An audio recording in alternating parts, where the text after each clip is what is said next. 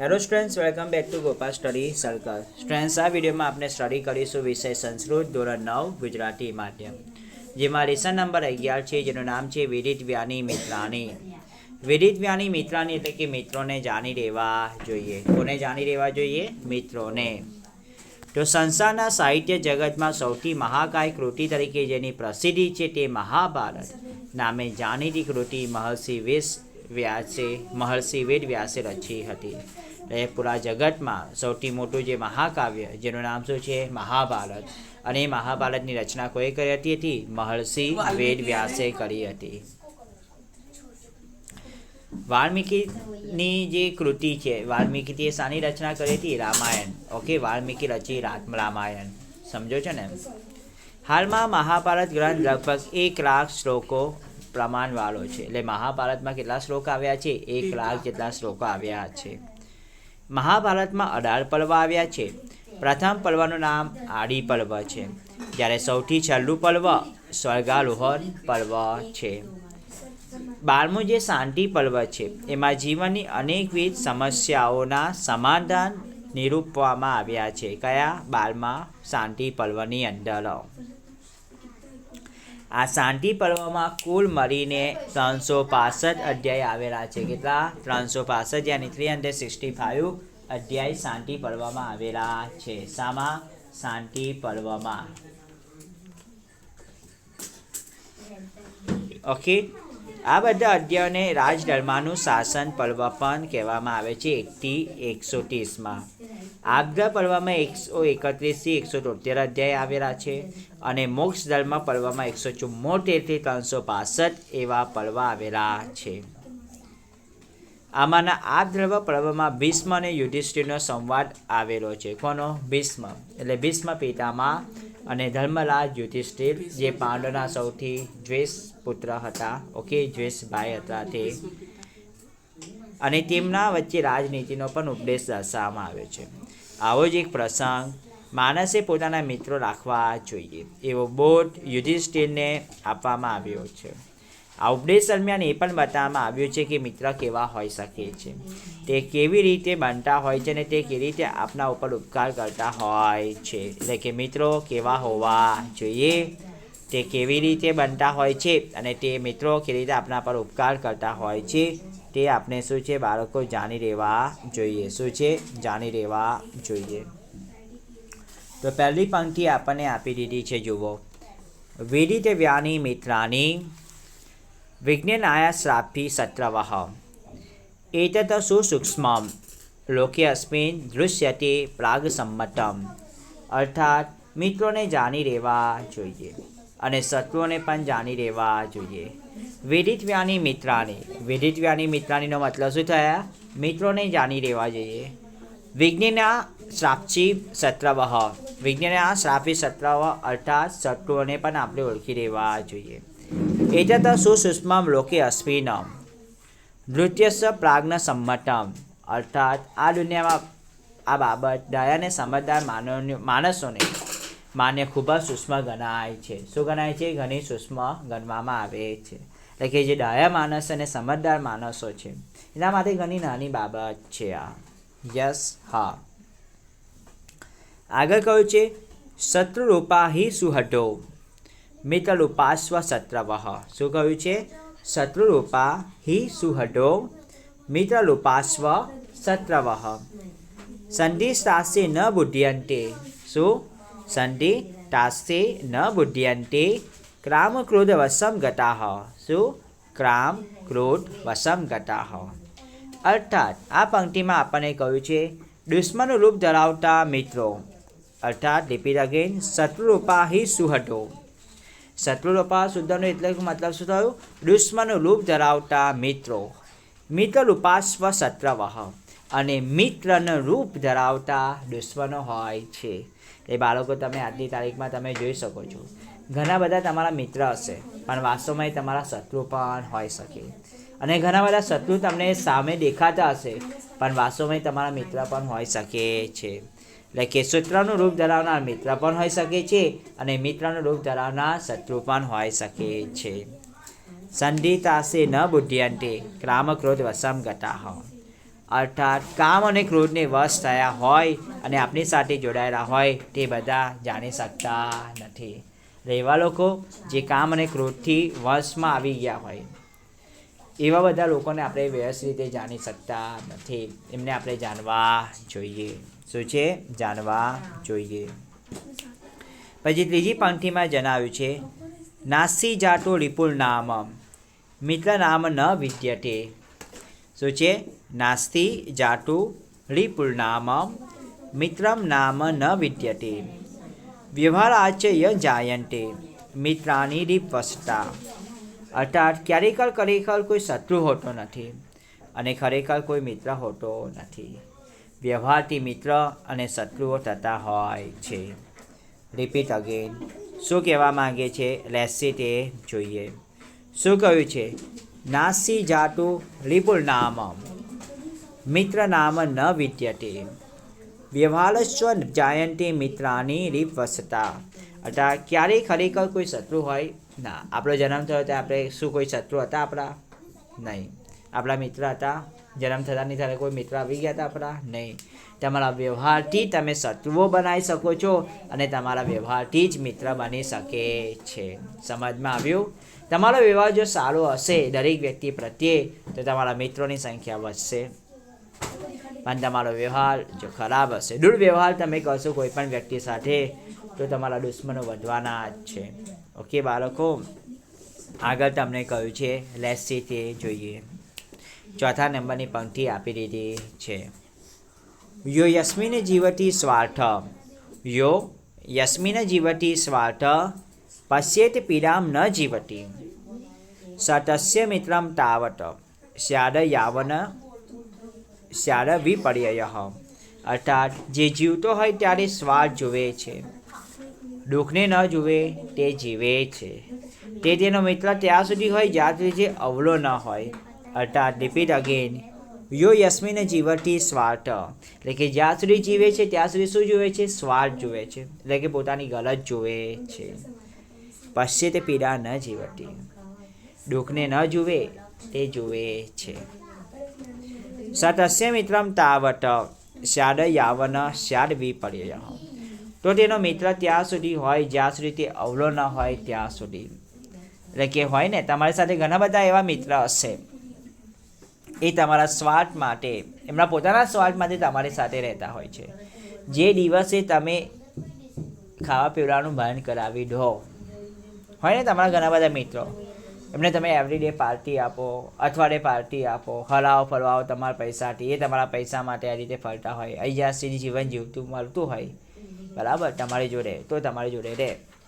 પણ જે દિવસે તમારા દિવસો અવળા ચાલુ થઈ ગયા, હવે તમે પાર્ટી ના આપી શકો, તમે બહાર ફરાઈ ના શકો, હવે વોટ એવર કંઈ પણ તમારું માન સન્માન એટલું રિસ્પેક્ટ ને તમારી પાસે એટલો બધો પાવર ના રહે, તો જે મિત્ર તમારી પાસે પહેલાં ગોળ ગોળ ફરતો હતો તમારી આગળ પાછળ, એ હવે ધીરે ધીરે દૂર જવા લાગશે.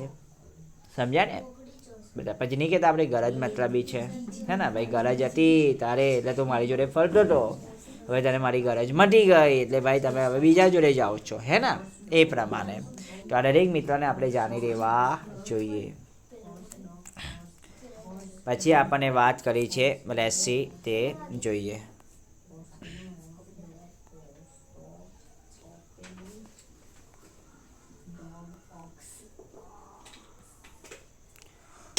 પછી મિત્રમ ચ શત્રુતા મેટી કસ્મિંશ્ચિત્તમ કાળ પર્યયે શત્રુસ મિત્રતા મેટી સ્વાર્થો હિ બલવત્તરઃ. અર્થાત શું કહ્યું છે બાળકો? લેસી મિત્રમ ચ શત્રુતા મેટી એટલે જ્યારે કોઈ સમય પલટો થાય છે, કસ્મિંશ્ચિત્ત કાળ પર્યયે શત્રુસ્વ મિત્રતા મેટી સ્વાર્થો હિ બલવત્તરઃ. ત્યારે મિત્ર શત્રુ બની જાય છે અને શત્રુ મિત્ર બની જાય છે. ખરેખર સ્વાર્થ વધારે બળવાન હોય છે. કોણ? સ્વાર્થ. એટલે કે જ્યારે તમારો સમય પલટો થઈ જાય છે, હવે દરેક વ્યક્તિના જીવનમાં એક સરખા દિવસો હોતા નથી.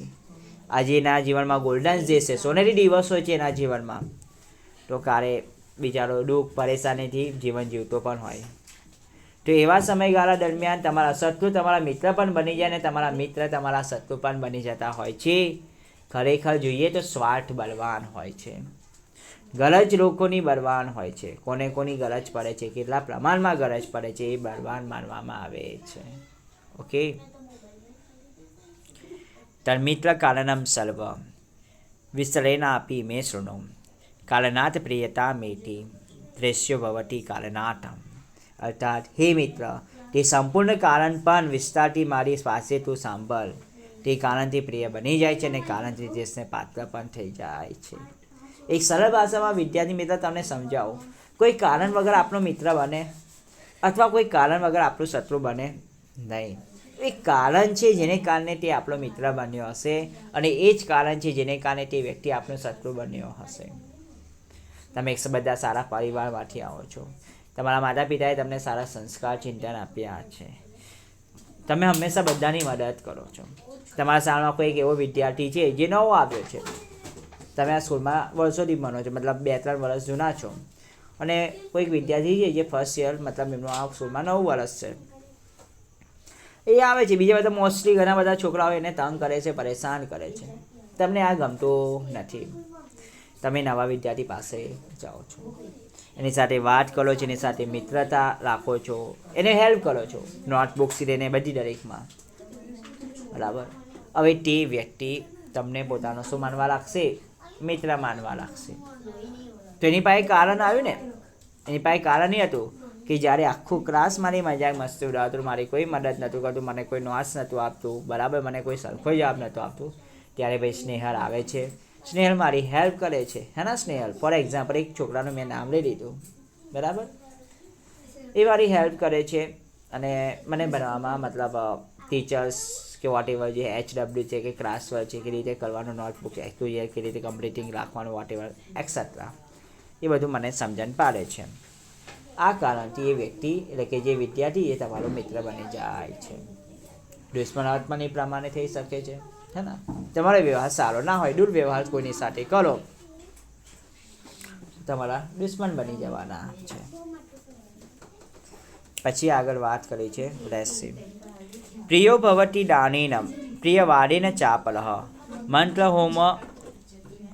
હોમજ પેરણ્ય કાર્યાત પ્રિયતે જનઃ. અર્થાત એક માણસ દાનથી પ્રિય થાય છે અને બીજો માણસ મધુર વચનથી પ્રિય બને છે. અન્ય માણસ મંત્ર, હોમ અને જપથી કામ પાડવા માટે ખુશ કરાય છે. આ દુનિયામાં અલગ અલગ પ્રકારના માણસો રહેતા હોય છે. કોઈ માણસ પ્રિય બને છે દાન પુણ્ય કરવાથી, એ દાન આપે છે અને એનાથી તે પ્રિય બની જતો. કોઈ માણસ મધુર વચન બોલીને પ્રિય થઈ જતો હોય ને. અમુક ક્લાસમાં, તમારા સ્કૂલમાં, શાળામાં ઘણા વિદ્યાર્થીઓ એવા હોય જે ટીચરની સામે મીઠી વાણી વાપરે. કેવી વાણી વાપરે? મીઠી વાણી. અને ટીચરને મીઠી વાણી વાપરીને ટીચરને ફસરાઈ દે, વોટ એવર કંઈ પણ, કે હા ટીચરની સામે ટીચરને એવું લાગે હા ભાઈ આ છોકરો વ્યવસ્થિત છે, સિન્સિયર છે, યસ. આ પ્રમાણે તે ટીચરની નજરમાં પ્રિય બની જતો હોય છે. કોઈ મંત્ર દ્વારા, કોઈ હોમ અને કોઈ જપ દ્વારા પોતાનું કામ પૂરું પાડવા માટે ખુશ કરવામાં આવતા હોય છે. देखो सो यहाँ पे हमें बताया गया है, देव आपने अभी देखा, एक मानस दानથી પ્રિય થાય છે તો બીજો માણસ મધુર વચનથી પ્રિય બને છે, તો કોઈ અન્ય મંત્ર, હોમ અને જપથી કામ પૂરા પાડવા માટે ખુશ કરવામાં આવે છે. પછી ફ્રેન્ડ્સ આપણને આપી દીધું છે 8મા નંબરની પંક્તિ છે, લેસી તે જોઈએ. ઉત્પન્ના કારણે પ્રતિરાશિનો કારણાંતરે પ્રદવસ્ય કારણસ્થાને સા પ્રીતિ વિનિર્વર્તતે. અર્થાત ઉત્પન્ના કારણે પ્રીતિરાશિનો કારણાંતરે. અર્થાત આપના બે વચ્ચેની પ્રીતિ એક કારણથી કે બીજા કારણથી ઉત્પન્ન થઈ હતી. તે કારણ ન થતાં પ્રીતિ પલટાઈ જાય છે. પ્રદવષ્ટિ કારણના સ્થાને સાપ્રીતિ વિલની વલટટે, એટલે કે જે કારણ નષ્ટ થઈ જાય તો આપણા વચ્ચેનો જે સ્નેહ છે, મિત્રતા ભાવ એ નષ્ટ થઈ જતા હોય છે. એટલે કે આપણા બંને વચ્ચેની જે મિત્રતા છે, દોસ્તી છે, બરાબર, એ કોઈ કારણથી તૈયાર થતી હોય છે. જે વિશ્વાસ જે આપણે કહીએ છીએ, જે દિવસે આપણા બંને વચ્ચે વિશ્વાસ તૂટી જાય, વિશ્વાસ ન રહે, ભરોસો ન રહે, ત્યારે પછી મિત્રતા એટલે કે જેટલા પણ સંબંધ હોય છે આપણા બંને વચ્ચે એ બધા શું છે, દૂર થઈ જતા હોય છે.